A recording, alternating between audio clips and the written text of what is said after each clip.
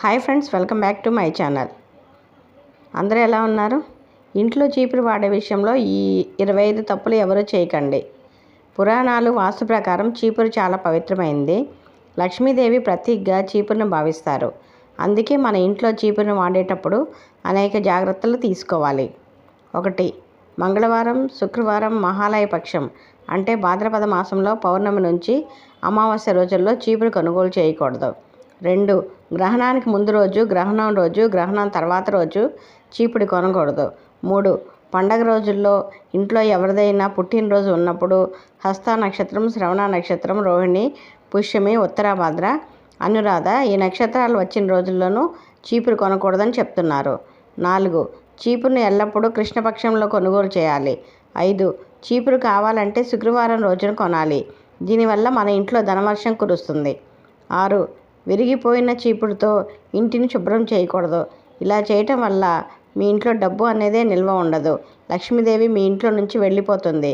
మీరు పేదరికంలో వెళ్లాల్సి వస్తుంది. 7. చీపురుని ఎప్పటికీ కాళ్ళతో తొక్కకూడదు, దాటకూడదు. 8. ఎట్టి పరిస్థితుల్లోనూ వంటగదిలో చీపురును ఉంచకండి. ఎందుకంటే వంటగదిలో మనం ఎల్లప్పుడూ ఆహారాన్ని తయారు చేసుకుంటూ ఉంటాం. కిచెన్లో చీపురును ఉంచితే మీకు ఆహారం దొరకడం ఇబ్బందిగా మారుతుంది. చీపురే కాదు, ఇంటిని శుభ్రం చేసే ఏ వస్తువులను కూడా వంటగదిలో ఉంచకూడదు. 9. చీపురును ధనం, ఆభరణాలు ఉండే చోట అస్సలు ఉంచకూడదు.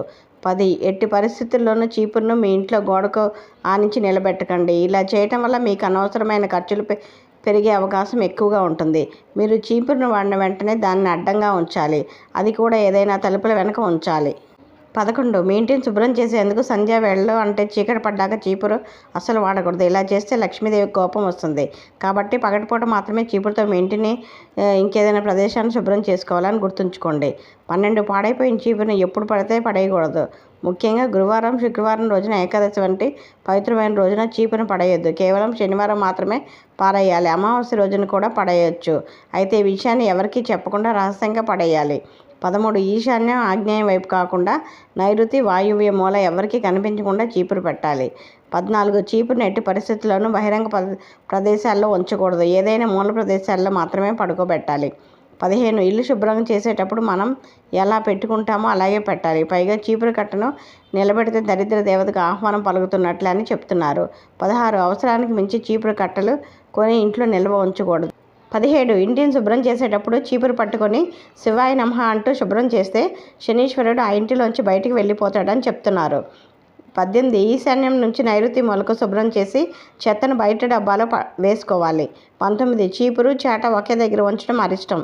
20. ఇంటి లోపల బయట ఒకే చీపురు వాడకూడదు. 21. పూజా గదిలో చీపురు కన్నా ఏదైనా శుభ్రమైన వస్త్రంతో తుడవటం మంచిది. సంధ్యా సమయానికి ముందుగానే ఇల్లు శుభ్రం చేసుకోవాలి. 22. నిద్రపోయే మంచం కింద ఎలాంటి వస్తువులు, చెత్త, ముఖ్యంగా చీపురు ఉంచకూడదట. మంచం కింద మాత్రమే కాదు, బెడ్రూమ్లో చీపురు కనిపించకూడదని చెప్తున్నారు. 23. శుభకార్యాలు జరిగే సమయంలో చీపురు చూడకూడదు. 24. బిడ్డ పుట్టినప్పుడు పురిటి స్నానం తర్వాత రోజు నుంచి ఆ ఇంటిలో అప్పటి వరకు ఉపయోగించిన చీపురు కూడా మళ్ళీ వాడకూడదని చెప్తున్నారు. 25. ఎవరైనా మరణించినప్పుడు ఆ భౌతికాయం పెట్టిన చోట శుభ్రం చేసి అందుకు ఉపయోగించిన చీపురు పడేయాలి. ప్లీజ్ ఫ్రెండ్స్, ఈ వీడియో నచ్చినట్లయితే లైక్ చేయండి, సబ్స్క్రైబ్ చేసుకోండి. Thank you friends.